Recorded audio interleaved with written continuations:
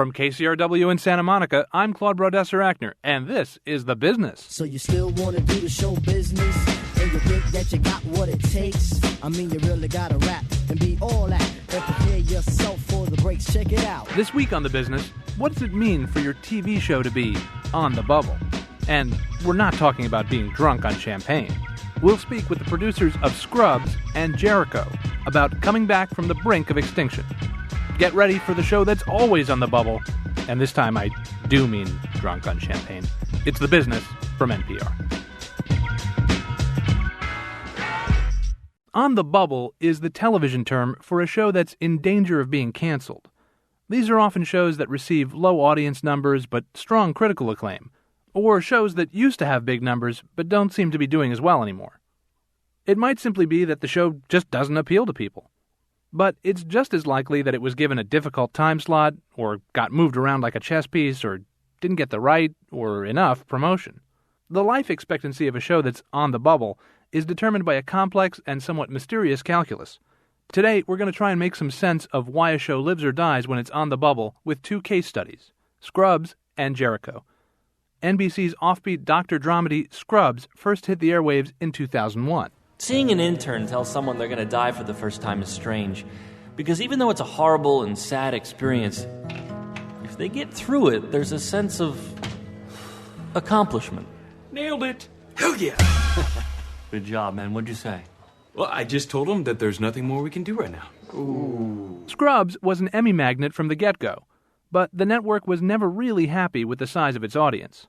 It's always lived under the looming specter of cancellation, but it keeps on trucking because of its loyal, and demographically very desirable, fan base. Scrubs was renewed for a 7th season in May. On the other hand, the post-apocalyptic drama Jericho was canceled after a single season on CBS. We had all hoped that this was an accident, but the unfortunate truth is there was another explosion in Atlanta. I've been busy trying to contact the governor to coordinate the emergency. There is no report of anything happening in Topeka. How are we going to get reports without television? Or no phones? After the cancellation, a huge group of hardcore Jericho fans lobbied the network, alerting them to the many, many people who were watching the show on their DVRs and online and not being counted in the Nielsen's. As a result, Jericho got a 7-episode reprieve from the network executioner. But it's still very much a show on the bubble. In fact, a letter from CBS network chief Nina Tassler thanked the program's fans, but reminded them that the show will need a much bigger audience if it's going to survive. She ended the note with, P.S. Please stop sending us nuts. Bill Lawrence is the creator and executive producer of Scrubs, and Carol Barbie is the executive producer of Jericho. Carol Barbie, Yes. Bill Lawrence, welcome to The Business. Hey, how you doing? Thank you. So, how do you know you're on the bubble? Does someone actually tell you, or do you just look at the ratings and you know right away? Bill? Much like you can tell if somebody likes you in a romantic relationship when you go out on a date, you can, besides the ratings, which is the obvious way, you can sense when you're dealing with executives from whatever network you're on, how the tide is going for your show, just in the way that they talk to you and in what they say, because they're human beings, and they can pretend that there's giant enthusiasm for your show at the network, but if there's not, you can tell in about 30 or 40 seconds. Carol, how do you know? I mean, is it the sort of thing that you can just sort of like a forest creature and sensing earthquake, you can intuitively sense it being telegraphed? Yeah, I think as showrunners, we're always a little paranoid about how the show's going to do. So you're always looking for the numbers the day after you air. But you also read it in the trades. You read it in the papers. People start saying things even before you might be willing to believe that that's true. You're like, hey, come on, we're just working it out here. But then you'll start reading that you're on the bubble, and then, as Bill said, the network execs will start making suggestions and feeling a little nervous. Well, take us to that moment. I mean, who actually picks up the phone and says, we got to talk? I think that a lot of showrunners are occasionally unaware because you're so personally invested, in the work and in trying to make things happen that you miss the signals. You get buried in it. Yeah. I've only gotten clarity because we had a really weird situation, which was I knew that Scrubs was on the bubble at NBC, but I was also already been made aware that if NBC didn't pick up the show, that it would be on ABC. so we were on the bubble on our existing network, but not in danger of being canceled. Mm-hmm. And so what was really interesting was I could step back and watch this stuff. Exactly what Carol's talking about when somebody, it might be somebody that's a fan of your show, the person that's covering it, that's invested personally because their career will do well if your show does well, is saying things like, we need something that's splashy, maybe, we need something that grabs people. Maybe we can get, a huge stunt character to come on the show. And we should just to interrupt you for one brief moment. When you say stunt character, you're not talking about someone who dived through a window into a bed of flame. We're talking about Al Pacino would come on for 3 episodes. It's George Clooney. Exactly. It's funny because I personally don't feel that stuff works, but I mean, for a while it's like Will and Grace would be like, this week on Will and Grace, God, Osama bin Laden, it was. But I think it's because TV is essentially, they can create this self-fulfilling prophecy, which is if the network flies south on your show and stops promoting it because they don't think it's catching on, the show will gradually decline because of viewer awareness won't be out there, and they'll look like they're right. When you're on the bubble, how do you tell your cast and crew? I was put in a great position by the Touchstone Television. Mark Pedowitz, the president of that company, told me I could tell the cast and crew that if NBC didn't pick up the show, that ABC would. And so because of that, we got to rest easy. Mm-hmm.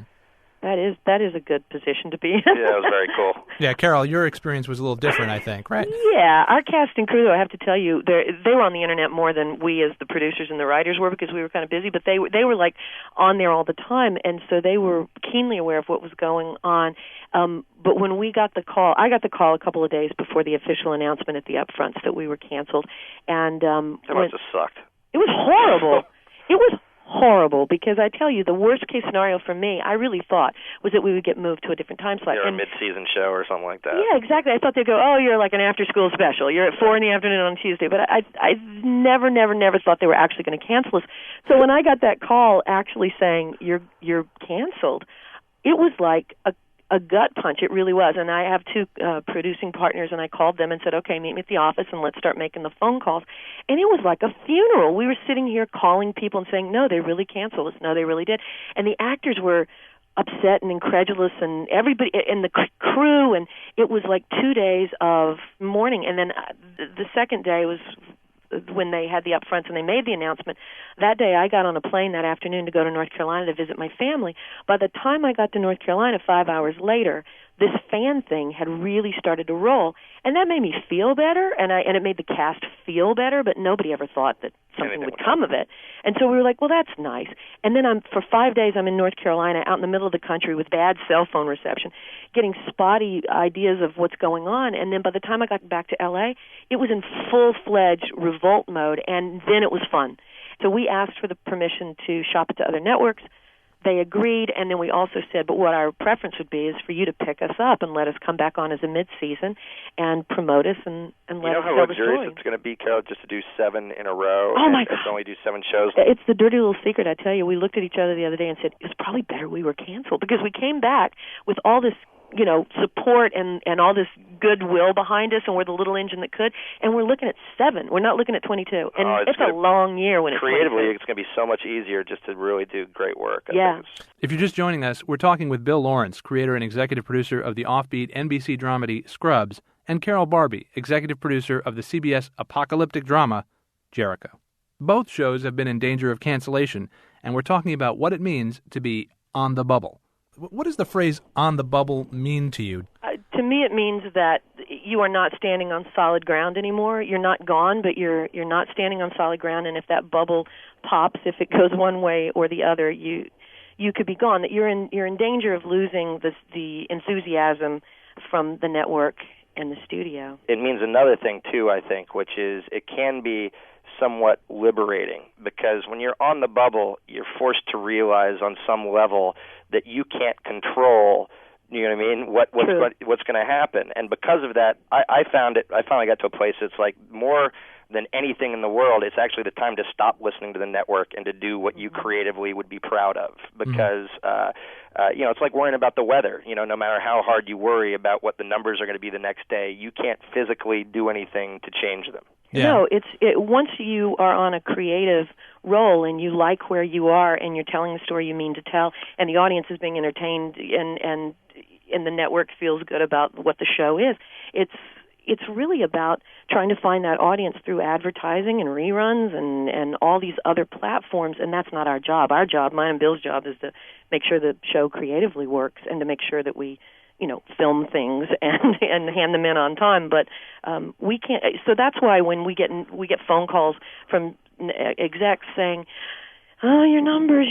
I can't do anything about the numbers. All I can do is do the show. I actually tell younger writers, and showrunners nowadays that the time to listen to the network is when you're doing well, because there's three different stages. If you're a juggernaut, like Lost or American Idol or whatever, that is, you essentially get to say, "We're doing what we want. Please don't call anymore." Mm-hmm. And if you're doing poorly, listening to those guys and their suggestions, most likely, A, isn't going to change that, and B, isn't going to change how they treat you, so you also really don't have to listen. You can just do whatever creatively makes you satisfied and will ultimately reflect well on your career. It's the middle ground when the show's doing well, and you have some of their enthusiasm, and they're saying things like, "You know what, we'd love to promote it even more if you got a love interest for Zach or for JD."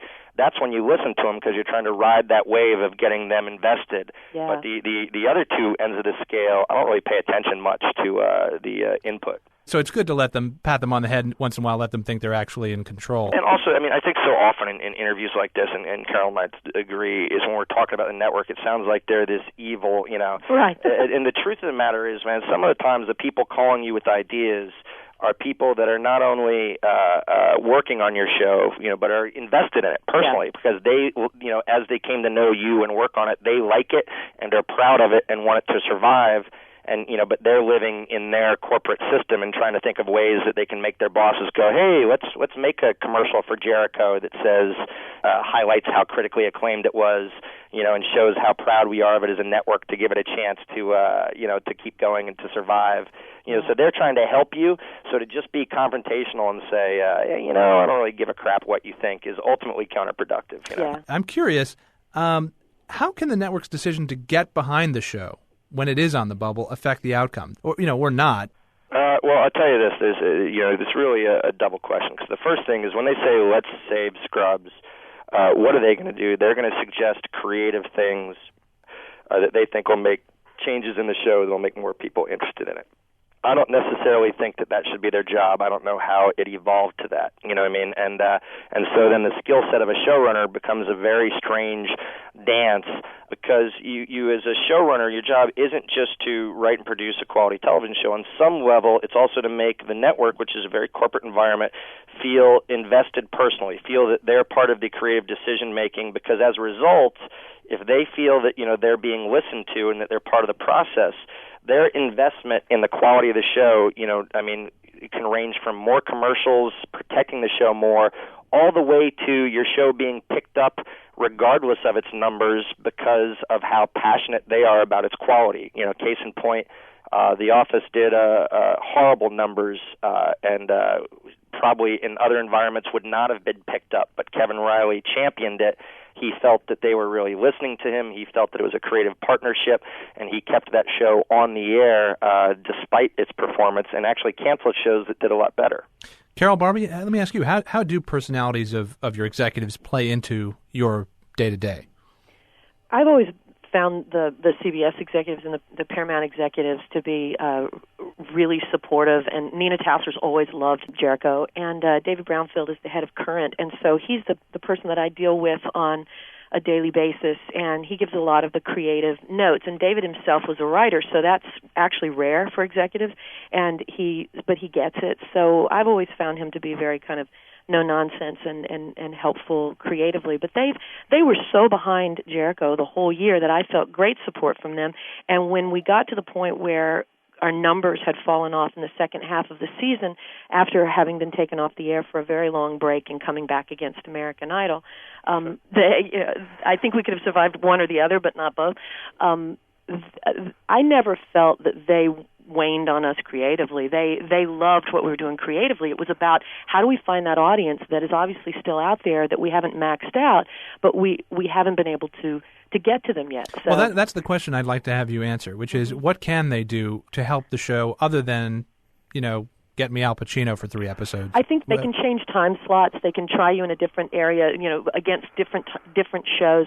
They can also advertise you, promo you on other shows that perhaps that's not your audience, and they can expose you to a new audience. They can put you on after the Super Bowl. There are things they can do to get some get eyeballs on your show. And it's not just the landscape has changed so much. You have to understand too that to me, besides from the easy answer of like, hey, put you in a more protected time slot. Yeah. The real modern landscape of television is such that the days where you can promote a show by putting a commercial on during another show are over, because everybody has 150 channels. Yeah. Do you know what I mean? And that's not the way people watch TV anymore. I mean, my dad watches, A&E and the Lifetime shows, and he's all over the map. So it's outside the box thinking, and unfortunately the network can only pick 1 or 2 shows that they really invest their time and promotional money in a year. And if you go back and look at the way that NBC essentially launched My Name is Earl, which is they had decided that was going to be their big, I don't know if you remember, but they decided that was going to be their big new show.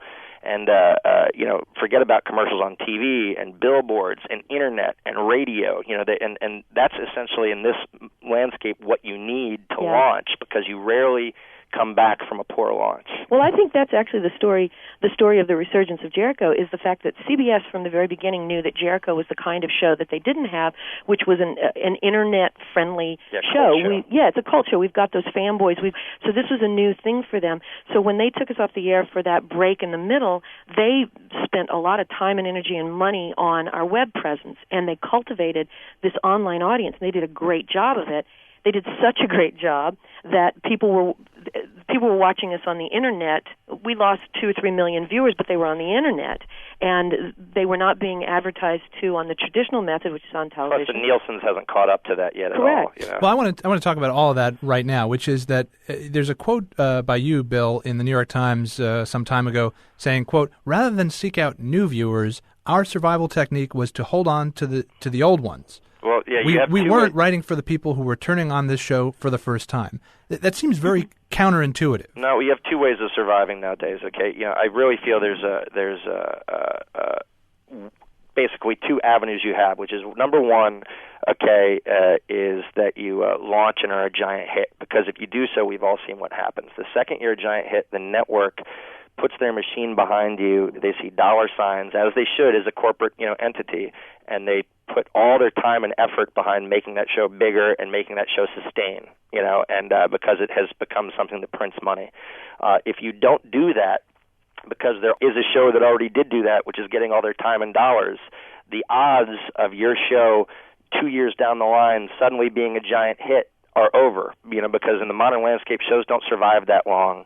They're pulled quickly. They're shuffled around from time slot to time slot, and they could die a slow, painful death. We think that nowadays the only other way to survive is it's what Jericho did too. It's to become a cult show with a fan base so loyal, that the network goes, wow, with very little promotion, very little money spent on our part, the same core group of people are going to follow this show from time slot to time slot. Then as an asset to the network, you become incredibly valuable. And so for us, we said, we're not going to be a big hit. Let's take all the people that are passionate about this show and motivate them to stay with it longer than people usually stay with television shows. And that's I think, why we're on a 7th year. We'll be back in a moment with Bill Lawrence, creator and executive producer of the NBC dramedy Scrubs, and Carol Barbie, executive producer of the CBS apocalyptic drama Jericho.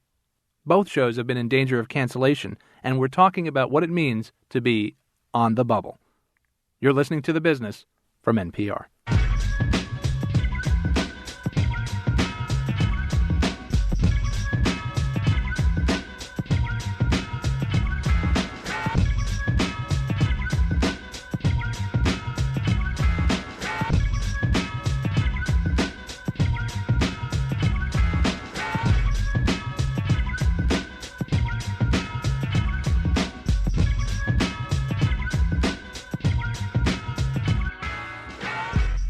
You're listening to The Business, and I'm Claude Brodesser-Achner.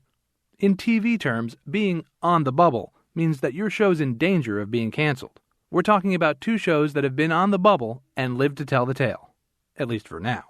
First, there's NBC's offbeat doctor dramedy, Scrubs. It's been on the bubble for most of its run. But the critics love it, and it reaches a very desirable demographic. It's just been renewed for a 7th season. Jericho, the post-apocalyptic thriller on CBS, was canceled at the end of its 1st season. But after a really impressive campaign by hardcore fans, Jericho received a 7-episode reprieve from the network executioner. Bill Lawrence is the creator and executive producer of Scrubs, and Carol Barbie is the executive producer of Jericho. Carol Barbie, obviously Bill Lawrence's show was on the bubble for a lot of years beyond just this last year, year to year, for different reasons. And I guess I want to go to the issue of ownership for a moment, if we could. CBS and Paramount are the same company. They own your show, yes, so to speak. They produce it. In Bill's case, that is not true. Mm-hmm. And I'm curious to ask first you and I guess then Bill, how that affects your chances for coming back. I got to tell you, they owned us and they let us go. So until the fans told them that they weren't going to let them do that, I will say that CBS was cool with us. Paramount asked that we be able to shop the show to different networks when they let us go, and CBS agreed to let us do that, and there was interest other places, and I think that played into their decision to bring us back. I think that ultimately, just as a precursor, Carol's show is back on because it's exceptionally well written and well produced, and people really like it.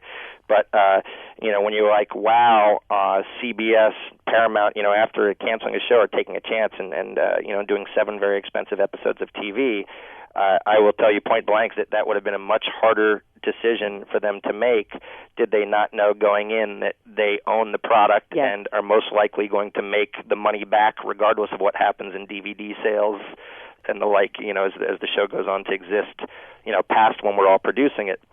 Scrubs, not a lot of people remember this, when it came out of the box, its first year was a hit, was a top 20 show. The second year they put us after Friends, and we didn't retain the audience for the first 4 or 5 episodes. And because the network ultimately stood to make no money from us in success, the Disney company, ABC, which owns 100% of our show, will make millions and millions of dollars. It was very easy for them to go, hey, you know what, let's move it out of that slot and move a series of new shows that we own into that time slot, and you can't blame them for it, which is the weirdest thing. Because if I was running NBC, I would have made the same decision. And we found ourselves going from being a show that people are like, oh, it's going to be the next big hit, to almost overnight being a utility player where you get phone calls saying, all right, you're going to be on Thursday at 9 this week, and then Tuesday at 9:30 next week, and then back to Thursday at 8:30 the week after that. Carol Barbie, let me ask you, the fan support of Jericho has played a huge part in this story of bringing the show back. Tell us about that and how you worked with the fans to help save the show and what input they might have as the show goes forward. This was truly exactly what it was. It was like a fan revolt, and we didn't have anything to do with it in the beginning. And as time went on, we would talk to them, or we would email back and forth with a couple of them. There were like 5 or 6 people who sort of took the lead and had started websites. And there's one guy who has a radio show, and they kind of call themselves the Jericho Rangers because that's our police force on Jericho. And they started talking to each other, and they really did it all. And we would just send them messages of encouragement and say thanks. We couldn't really get involved that much because I was, helping negotiate with CBS and going to these other networks who were interested in us, so I couldn't really say much, but our actors actually jumped in and started interfacing with the fans. Obviously, there's this huge fan engine out there. We need to harness that. We need to bring them in and help them, have them help us market the show. So, but we're doing certain things, like we're going to have a big fan event here on our stages, and the radio show is going to broadcast from here, and we're flying those guys out to meet us at Comic-Con so that we can all be there with the fans. We should be clear that Comic-Con is the annual geek fest that happens in San Diego. It's a sort of confabulation of... I prefer a power nerd. Of power, yeah, exactly. But in terms of creatively where the show is going, we know the story we're telling, and I never feel like you do the audience a favor by sort of writing by committee or pandering or reading the message boards and picking up on threads and saying, oh yeah, let's do that story. It's like we set out to tell a story, we're telling that story, and we want to keep the integrity of that, and I think that's better for the fans. There's an irony to all of this that so much of the reason that the show came back had to do with web-based campaigns and sort of high-tech campaigns. And from what I understand, USA Today, I think, reported that Jericho is reportedly one of the most time-shifted shows. That is, it's taped on digital video recorders and watched whenever the audience sees fit to view it. But they're also the hardest to keep track of, I would think. And I want to ask you about that. How does this help or not help your case when so much of your audience is this smart, clever audience that Madison Avenue wants, and yet they're almost it's like herding cats. You can never tell where the hell they are. Well, first of all, I mean, what you speak of on some level is the necessity to change, the Nielsen system, and I obviously, I'm on a show that's not a huge hit, so it sounds like, I'm going, hey, Scrubs isn't ranked in the top 10, the Nielsen's must be screwy. But I'll tell you something, too, is, I created Spin City, which was in the top 20, and there's more anecdotal evidence for me, that people are fans of Scrubs than there ever was on Spin City. The Nielsen's exist because there's no other system. I mean, we're ultimately deciding what everybody in the country watches based on, I think at one point within the last 2 years, it was like 2,100 boxes representing the entire United States of America, which to me is a giant, pile of bullpucky. I mean, it just doesn't equate. But one of the things that I took solace in, and one of the reasons I think Scrubs is still around, are people are starting to look at, they're looking at DVR numbers, but also one of the things that helps Scrubs is they printed a study on shows that the audience pay the most attention to, and hence that the commercial people care, because afterwards people were actually able to reference, what products were advertised as opposed to maybe shows that are background noise, And I think that the network, the days where they just looked at the Nielsen's and said, this is what your show's doing, luckily are gone. Carol Barbie, the network has ordered 7 more Jericho episodes. Given what Bill just said, how will they determine whether the show goes on? Is it just going to be straight Nielsen's, or what factors are being considered here? I think this has been a sea change that's happening with Jericho, because this huge organization, CBS, Les Moonves, has said, we don't know how to count these people, and we obviously miscounted all of these people. We were getting 3 million hits on our website a week when we were canceled. 3 million hits a week. So, and before that, we were getting 500,000 people streaming our episodes every week. So there are numbers. I think it's about them being able to then translate that and say, how do we make money off of that? Which, by the way, I think they're figuring out pretty quickly. So yeah, they really are, and they're hiding it from all of us, and that's why there's going to be a giant strike. Totally. So I think that's what's happened here with Jericho, is that CBS did a great job of cultivating an online audience, and then at the end of the day, they didn't have a way to count them because they didn't show up on Nielsen's. But there are other ways to count those numbers, and when our fans kept sending nuts and inundating CBS and BlackRock with nuts that they couldn't ignore, because and then the press picked up on it, and it was just this big story. The numbers they went to were the DVR numbers. Those are the numbers that turned the tide for us. And they realized how much of a lift we got from people who watched it afterwards. And so I think more and more, somebody told me that when TV came along, they thought it was a great way to advertise radio. I think that, I think that's true of the Internet. I think more and more people, the 18 to 49 demo is on the net, and that's where we have to go. We got to leave it there. Bill Lawrence is the creator and executive producer of Scrubs. Carol Barbie, the executive producer of Jericho. My thanks to them both for being on The Business. Bill, Carol, thanks again. Thanks a lot. And that's The Business. Matt Holzman produced and edited today's program with production assistance from Ray Guarna. Darby Maloney is the associate producer of our program. You can listen to this or any past program online anytime at kcrw.com/thebusiness. You can also podcast the show on KCRW's site or through iTunes. Our email address is thebusiness@kcrw.org. The Business is produced by KCRW Santa Monica and distributed by National Public Radio. I'm Claude Brodesser-Ackner. We'll see you next week on The Business.